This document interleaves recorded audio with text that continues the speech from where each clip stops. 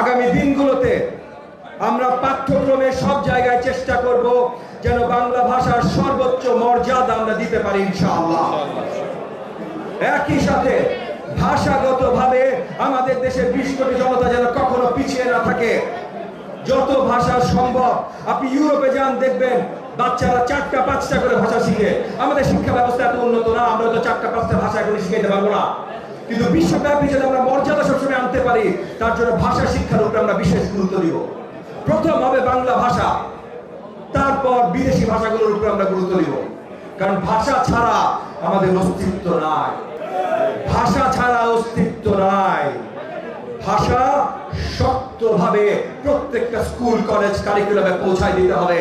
শিক্ষামন্ত্রীর দায়িত্বে আছে বলে আমি আপনাদেরকে আজকে আবার নিশ্চিত করছি, ইনশাআল্লাহ আগামী দিনগুলোতে এই দায়িত্ব সঠিকভাবে পালিত হবে।